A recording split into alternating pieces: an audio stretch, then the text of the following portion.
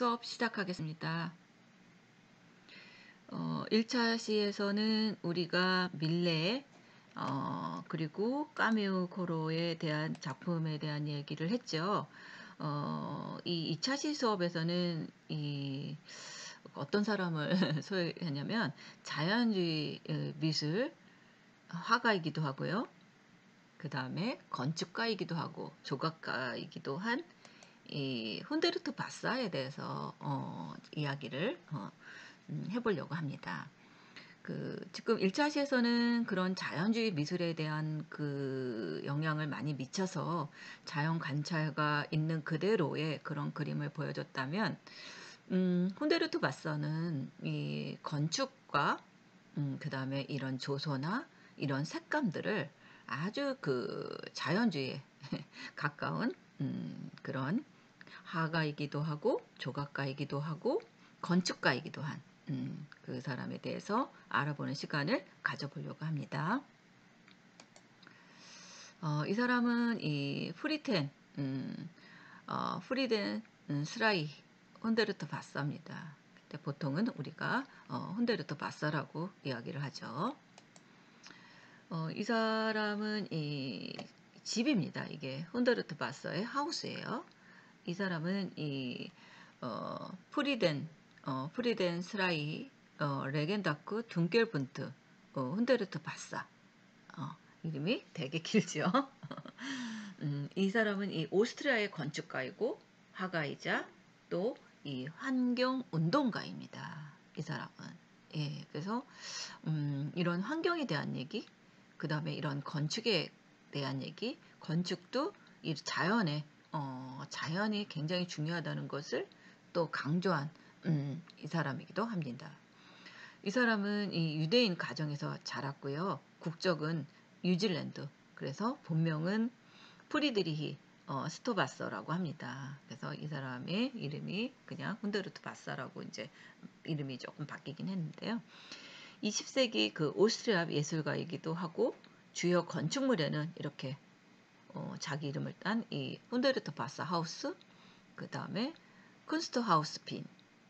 쿤스트하우스는 그 예술에 관계된 그 집이 예술의 집이라고 하면 됩니다. 그래서 이런 것들을 많이 만들었고요. 또 회화 작품으로는 이런 대성당, 노람 집틀 뭐 이런 것들이 있습니다. 그래서 이 훈데르트 바사의 그림들을 보면 굉장히 기분이 좋습니다. 굉장히 색감들이 아주 화려하면서도 예쁘고 좀 기분이 이렇게 활력이 생긴다고 그래야 될까요? 그런 것들의 그 그림들이 많이 있는 것을 알 수 있습니다.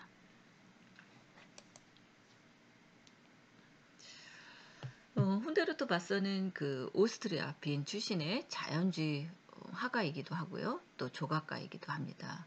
이 훈데르트 바사의 그림들을 보면 색들이 굉장히 뭐라 그럴까요? 원색적이라고 그래야 될까요? 색들이 그 밝은 색감들이 참 많고요. 또 이 사람은 이런 곡선을 사랑한 화가 중에 하나입니다. 이 사람은 선들이 아주 잘을 한 것처럼 그러지 않고요. 굉장히 그 선들을 많이 이용을 해서 그림들을 많이 그렸습니다. 그리고 또 이 훈데르트 바사는 시대를 앞서서 이런 자연과 인간의 공존을 주장하고 친환경 디자인을 실천한 건축가이기도 합니다. 그리고 그 사람은 1928년에 빈에서 태어났고요. 어떻게 보면 지금 우리 그 환경 디자인, 자연을 살리려고 이제 그런 그 건축 양식들을 많이 하잖아요.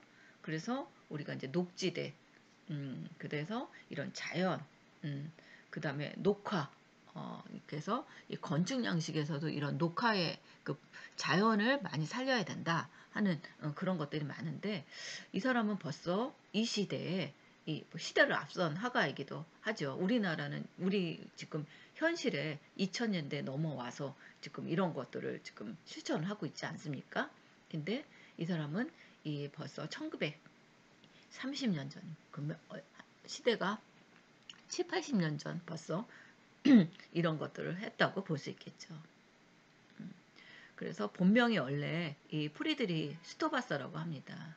그래서 그는 1살 때 아버지를 잃었대요. 그래서 어머니하고 아주 힘겨운 어린 시절을 보냈다고 합니다. 그러던 중에 2차 세계대전, 우리가 2차 세계대전이 언제 났어요? 1940, 45년, 그 사이죠. 40에서. 그래서 이때는 그 유대인들을 다 죽였죠. 거의 히틀러가. 어, 그래서 히틀러의 그런 유대인 탄압으로 이 모자는 유대인 집단 거주지로 강제 이주하기도 하고요. 외가족, 가족이 69명이 다 몰살당했다고 합니다. 그러니까 이 시대에는 그 유대인들을 다 학살했습니다. 한 사람도. 그 왜 학살을 했냐면요. 유대인이 굉장히 똑똑합니다. 천재들이 많아요.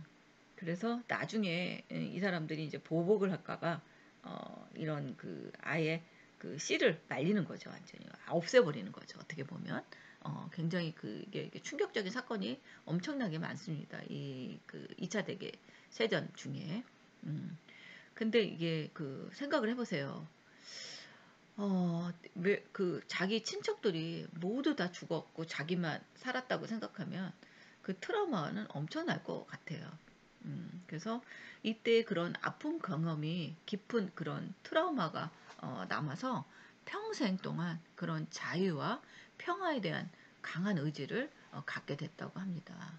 그래서 아마 이런 그 자유와 평화에 대한 그런 그림을 그리기 시작을 하지 않았나 하는 생각을 갖습니다. 예. 그쵸. 생각을 해보세요. 거의 뭐 자기 그 삼촌이니 이모니 뭐 그런 사람들이 모두 그 죽었다고 생각을 하면 그 옆에서 몰살당했다고 하면 엄청난 살아난 게 음, 용하다고 볼 수 있을 것 같습니다. 저는. 그죠? 예. 이 사람은 이 색채 마술사라고 불릴 정도로 이 색을 조합하는 능력이 굉장히 탁월했습니다. 그리고 색감들이 이 그 훈데르트 바사의 그림들을 보면 그 색만 봐도 굉장히 기분이 좋아지고 어, 이렇게 좀 뭐랄까 재밌다고 그래야 되나요? 그런 것들이 굉장히 많습니다. 그래서 훈데르트 바사는 이 색채 마술사라고 불릴 정도로 아주 색을 조합하는 능력이 아주 탁월했습니다. 그리고 이 생명이 다양한가 그런 무아함을 이 색채를 통해서 표현을 했습니다. 그래서 이런 강렬한 색채와 함께 그 그림에는 두드러지게 나타난 특징은 다 이 선입니다. 그래서 시작과 끝이 정해져 있지 않고요. 끝없이 돌고 있는 이 나선이야말로 이 생명과 죽음이 끝없이 순환하는 우리의 삶과 닮았다고 생각을 했다고 합니다. 그래서 이런 자연의 그런 유기적인 모습을 해와와 조각을 통해서 표현했고요. 또 이렇게 강렬한 보색 대비, 그 다음에 곡선과 나선형 이런 작품들이 많습니다.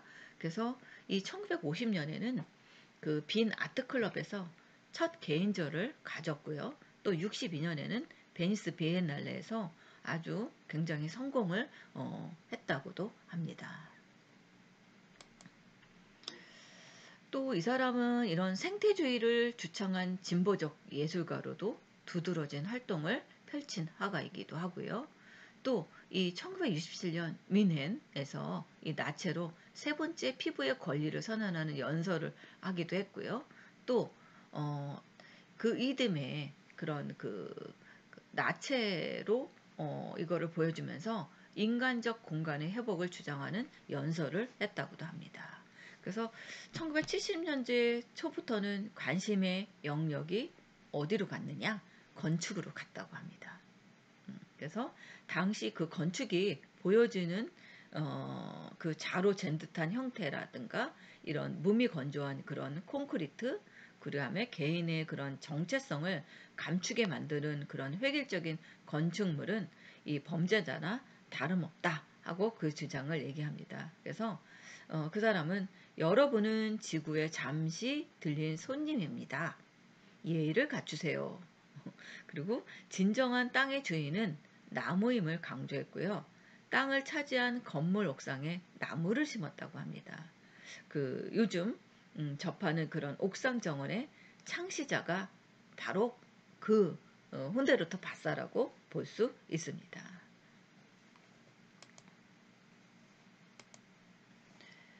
이거는 그 오스트리아 빈 출신의 그 자연주의 화가이지만 뭐 화가이기도 하고요. 조각가이기도 한데 이 그림은 마치 동화 속에서 나오는 그런 장면과 같은 이런 포근하고 아기자기한 그런 느낌을 줍니다. 그래서 이 사람의 그 작품들은 보면은 이런 도용의 그런 요소들을 가지고서 하기도 했고요. 이렇게 사람의 형상도 이렇게 선과 면과 이런 것들을 가지고서 이런 작품들을 했는데 색감들이 굉장히 그 경쾌하고 강렬하면서도 이렇게 그 밝은 그런 빛들을 보여주는 것을 알 수 있습니다. 이것도 마찬가지입니다. 보기만 해도 기분이 좋아지는 그런 그림입니다. 그래서 훈데르트 바서는 그렇게 많이 알려진 그 화가는 아니지만 이런 색채의 그런 아름다운 표현을 형성하는 그런 작가임에는 틀림없다는 것을 알 수 있습니다. 그래서 이렇게 그 건물과 이런 건물에 이런 건물과 이 그 배들 그 배들이 있는 이런 장문들이 있죠. 음. 그리고 또 이렇게 그 작품 중에 그 유명한 일화로는 그림 물감에서 원하는 색이 없어서 자연에서 색을 만들어서 표현하는 이런 자연주의 작가로도 유명합니다. 그래서 이렇게 그 선들을 이용한 이거는 이런 특히 또 이 훈데르트 바사의 이런 나선들 이런 이 나선은 이 생명의 연장이라고도 생각을 해서 이런 표현들을 했다고 합니다. 그리고 이 나선은 어디에서 나온 거냐면 나무 그 나이테 있죠. 그거를 형상을 해서 이런 작품들이 많이 있는 것을 알 수 있습니다.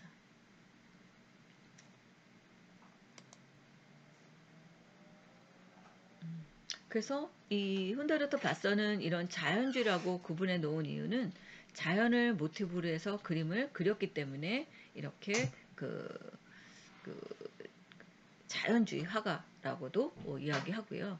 이런 꽃이나 나무들이나 이런 것들도 보면 표현들이 이런 그 나이테 그런 나선들의 그림들이 굉장히 많은 것을 알 수 있습니다. 그리고 이런 그 직선보다는 이런 부드러운 이런 곡선, 이런 그 곡선의 형태를 많이 형상을 해서 그린 것을 알 수 있습니다. 그래서 이 훈데르트 바서는 이 나무의 그런 나이테를 모티브한 그림이 굉장히 많이 있고요. 또 이 그 색채의 그림들을 보면 이런 채도를 높이 보이기 위해서 주변을 어두운 색으로 해서 이런 그 색감들이 이런 그 원색들 있죠. 이런 레드라든가 옐로우라든가 그린이라든가 블루들이 더 이것들을 더 이제 강조하게 포인트라고 볼 수 있을까요? 강조하는 색이라고 할 수 있을까요?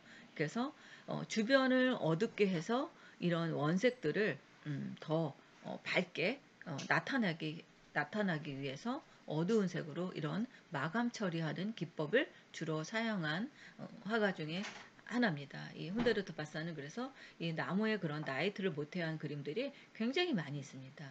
그리고 이 색들도 굉장히 그 원색에 가까운 이런 그 선명한 색들도 많이 있고요. 그래서 모든 건물이나 이런 것들도 보면 이런 그 네모, 그런 네모에도 이런 나이테에 점점 음, 작아지죠. 그래서 이런 안에는 이런 원색들을 많이 쓰는 것을 알 수 있습니다. 이거는 오스트리아 빈에 위치한 오래된 그런 빌라를 시의 허가를 얻어서 동화 속의 건축으로 탈바꿈 시켜서 만든 건물입니다. 그래서 관광객들이 찾는 이런 명소가 되기도 했다고 합니다. 예, 그래서 이 건물들을 보면 이렇게 중간중간에 이렇게 식물들이 있는 것을 알 수 있죠. 지금 어,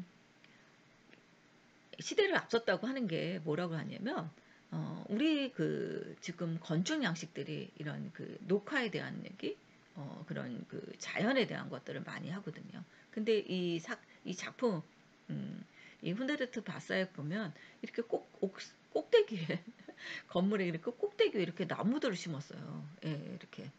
그래서 이렇게 자연에서 주는 것들, 그 다음에 이 건물의 색들이 이런 원색들이 이렇게 많이 있습니다. 이렇게. 원색들이 많이 있는 것을 알 수 있죠. 얼마나 눈에 띄겠어요. 근데 우리나라 같은 경우에 지금 이렇게 하면 안 되죠. 그 당시에는 이제 이것들이 굉장히 그 이슈가 된 거죠. 이런 건축 양속에서 이렇게 할 수 있다는 것 자체가 굉장한 이슈가 됐기 때문에 그렇게 됐겠죠. 그래서 이게 그 건물들이 굉장히 그 이슈화가 돼서 관광객들이 와서 이 건물들을 많이 본다고 합니다. 그리고 직선들을 많이 사용하지는 않았어요. 대부분 보면 이렇게 자연에서 나타나는 이런 곡선들을 이용해서 이렇게 건물을 지었다고 합니다. 이 훈데르토 바사는 이 일본의 오사카의 쓰레기 소각장도 이런 그 쓰레기 소각장인데요. 이거를 이렇게 건축 양식으로 이렇게 만들었다고 합니다. 굉장히 그 잘 지었죠. 소각장 옆에 있는 이 건물들도 이렇게 했죠.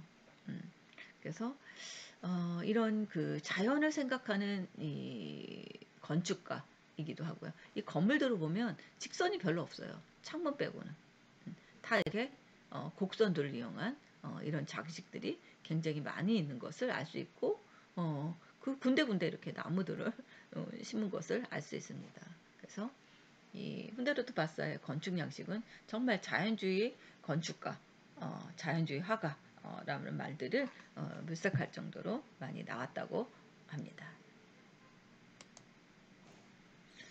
또 이게 이제 그린시티라는 이런 작품을 발표하기도 했습니다. 이 화가이자 건축가이고 환경운동가 훈데르트 바서의 그린시티입니다. 이 훈데르트 바서는 이렇게 그 인간과 자연 사이에 다리가 되고자 했던 화가입니다. 그리고 건축가이기도 하고요. 환경운동가였습니다. 이 사람은 이렇게 반유대인으로 전쟁의 그런 참혹함을 겪고서 평생 동안 이렇게 평화주의, 그리고 자연주의, 그래서 자연과 인간의 그런 평화로운 공존을 실현하고자 했던 이 아티스트로 굉장히 유명한 화가로 남고 있습니다. 이것도 이제 건물이에요. 건물인데 이렇게 빨간색의 그런 옥상에 그런 빨간색들을 이렇게 놓고요. 이렇게 노랗고 빨갛고 이런 원색, 보색 대비에 대한 그런 색들, 이런 것들을 작품에 이렇게 넣었습니다. 그래서 이렇게 네모 속의 네모, 이런 것들을 많이 집어넣었죠.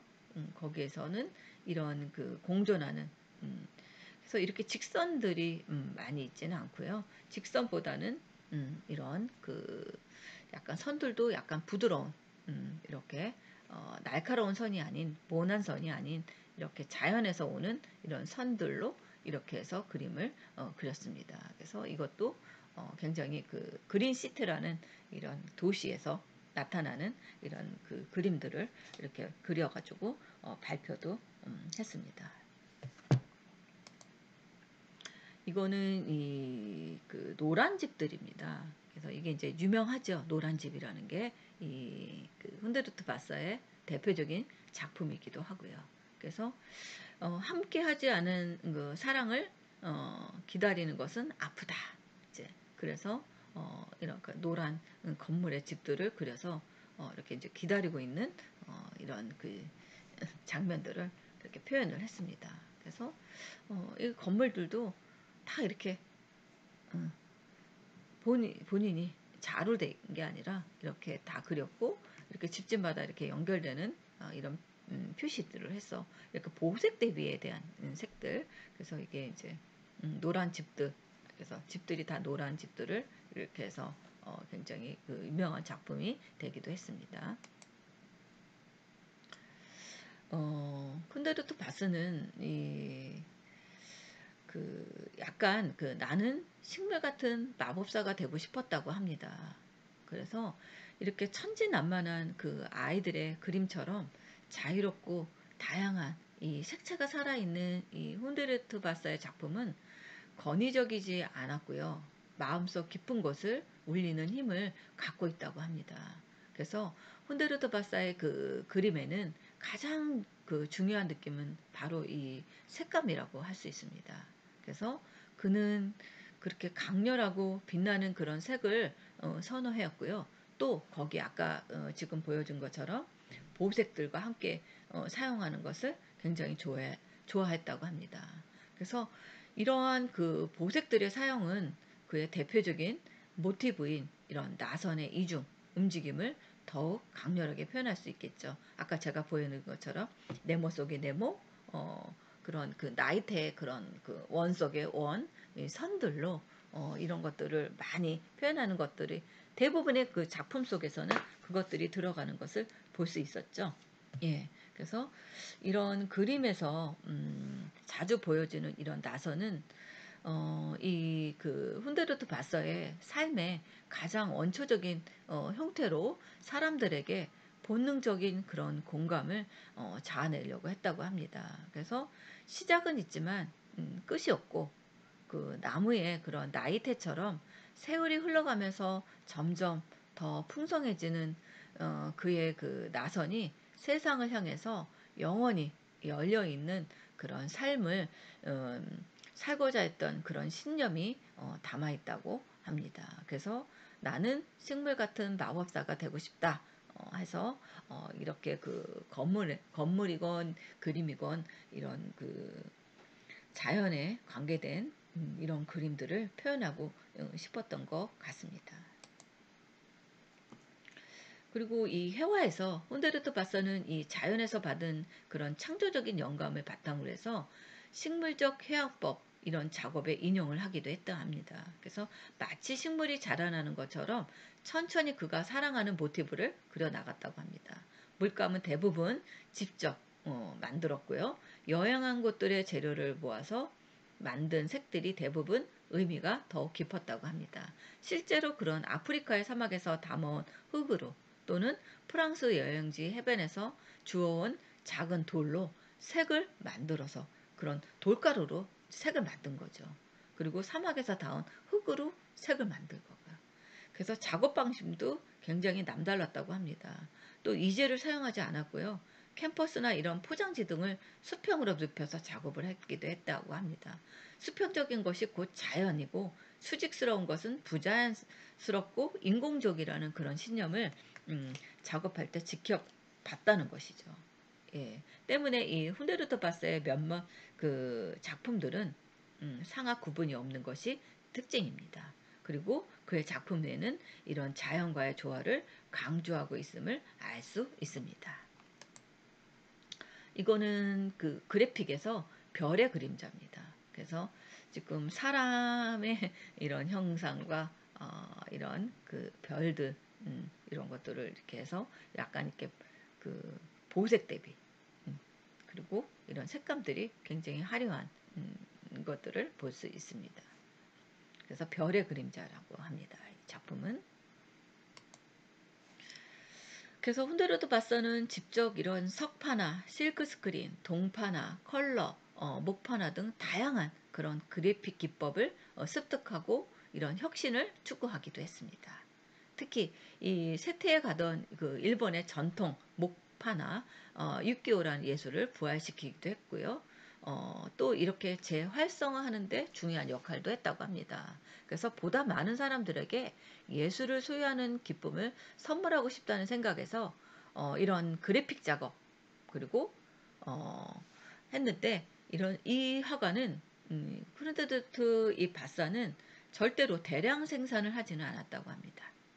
그래서 같은 작품이라도 색의 변화를 줘서 각각의 그런 독창적인 작품이 될 수 있도록 작업을 했다고 합니다. 그래서 이 사람은 아마 하나하나마다 작품이 똑같은 작품은 형태는 비슷하거나 그럴지도 몰라도 색감이 다르다든가 아니면 변화가 조금씩은 다 있었다고 볼 수 있습니다.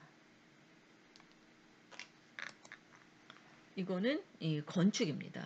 이 건축은 이 건축교육을 받은 적이 없다고 합니다. 이 사람은.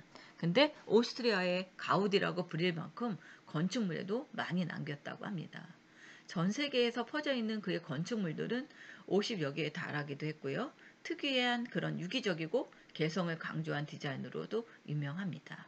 그래서 사는 사람의 개성과 자유로움을 나타내는 각기 다른 그런 창문 디자인, 또 자연과의 조화, 산책할 수 있는 이런 언덕의 집, 그런 그만의 그 건축 컨셉이 녹아있는 건축물들이 여기에 지역의 랜드마크로 잡아있다고 합니다. 그래서 지금은 이런 보편화된 옥상 정원이 역시 그 훈데르트 바사의 아이디어에서 탄생했다고 볼 수 있습니다. 이 사람은 또 환경보호 포스터를 또 많이 다뤘습니다. 환경보호자이기 때문에 평생을 이런 자연주의로 살았던 이 훈데르트 바서는 자연을 지키고 자연의 법칙과 조화를 이루는 이런 삶을 알리기 위해서 선언문을 쓰기도 했었고요. 원자력 발전 반대, 해양과 고래 보호, 우림 보호, 자연 보호 운동을 지원하는 이런 포스터를 제작하기도 하였다고 합니다. 이런 그 자연 보호 포스터에 이런 그 식물 실내에는 이런 식물들을 많이 키워야 된다 하는 이런 것들을 보여주는 인테리어에도 했었고요. 또 이런 세계적인 거장 레오나르도 다빈치 이후에 가장 과학자적인 재능을 보였던 아티스트 훈데르트 바사라고 이야기도 합니다. 그리고 가정의 그런 폐수 처리를 위해서 수생식물을 활용한 이런 생물체 정수 시스템을 디자인하고 제작해서 한 겁니다. 지금 좀 전에 보여준 요겁니다. 이렇게 이런 것들을 자연에 대한 것들을 이렇게 연구하기도 한 과학자이기도 합니다. 또 이거는 그의 그림을 그릴 때는 이젤을 사용하는 대신 캔버스를 종이에 펼쳐서 했다고 그랬잖아요. 그래서 이런 그 물감들을 여러 가지를 다양한 재료를 해서 이렇게 그림을 그렸다고 합니다. 그리고 물론 이 종이와 캔버스는 프린트지, 포장지, 나무판, 천조각, 버려진 종이 이런 곳에 그림을 그렸다고 합니다. 그리고 물감도 본인이 직접 만들어서 사용을 했고요. 이게 아까 보여준 그린시티의 작품이죠. 그래서 훈데르트 바사의 건축을 시작한 이유는 현대 건축물이 사람을 병들게 한다고 생각을 했고요. 또 이 기능주의와 실용주의를 배격하고 건축의 생명을 불어일으키려고 이 건축치료사라는 별명까지 받았다고 합니다. 그 이후에 이런 정류장이라든가 병원, 교회, 온천장, 소각장 이런 것들을 다양하게 그림을 그렸고요. 또 벽 군데군데 식물이 자라도록 하는 건축물의 특징을 받았다고 합니다. 그리고 이 사람은 작품들을 보면 바닷가 일직선이 이렇게 평평하게 그런 것들을 안 썼고요. 또 이런 1980년대 초에 주택 부족을 해결하기 위해서 대규모 이런 임대주택을 짓던 오스트리아 빈 당시에 공동주택의 질이 떨어지자 훈데르트 바사에게 설계를 의뢰했다고 합니다. 그래서 굉장히 성공을 거두었고 녹지 혜택이 적은 이런 서민형 공동주택이었지만 자연과 조화를 이루기 위해서 그의 노력 덕분에 이런 창가나 테라스, 옥상, 집 주변에 곳곳에 이 꽃과 나무가 자라게 되었다고 합니다. 예, 그래서 오늘 그 훈데르트 바사에 대해서 우리가 이 건축이라든가 그림과 이런 환경에 대한 이런 것들을 다 다뤄보는 그런 수업을 가져봤습니다. 여러분들 훈데르트 바사에 대해서 좀 이해가 되셨죠? 예, 오늘 수업은 여기서 마치겠습니다. 예, 감사합니다.